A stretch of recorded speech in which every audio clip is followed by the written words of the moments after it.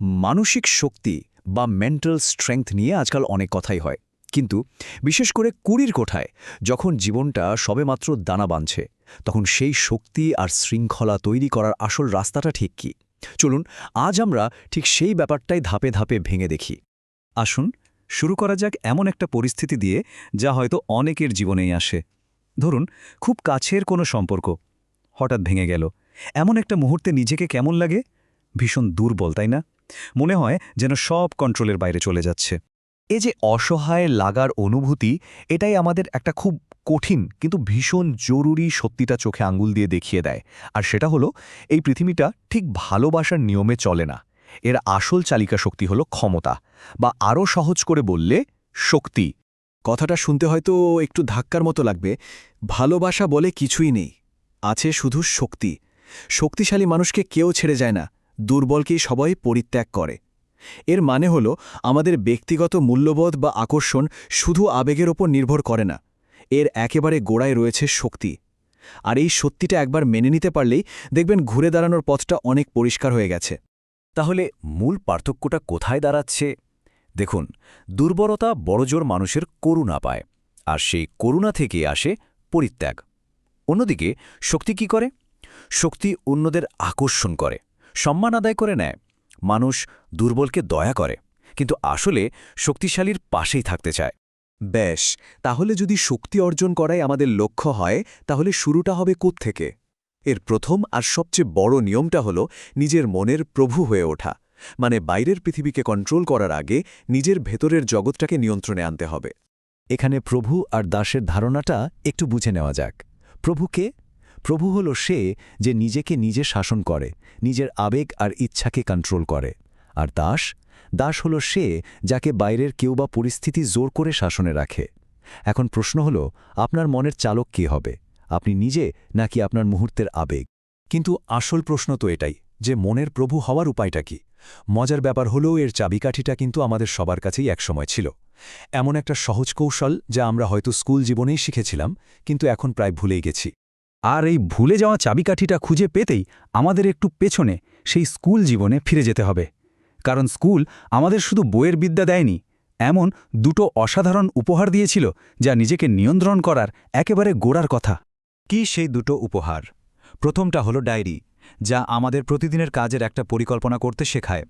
আর দ্বিতীয়টা হলো শৃঙ্খলা, যা সেই পরিকল্পনাকে সত্যি করার জন্য শক্তি যোগায়। ভাবুন তো, ডায়েরিটা যদি হয় আপনার লক্ষ্যের একটা ম্যাপ, তাহলে শৃঙ্খলা হলো সেই ম্যাপ ধরে হেঁটে যাওয়ার ক্ষমতা।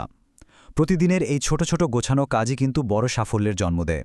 একটা খুব চালু কথা আছে, যারা স্কুলের পর ডায়েরি আর শৃঙ্খলাকে বিদায় জানায় তারা কেরানিতে পরিণত হয়।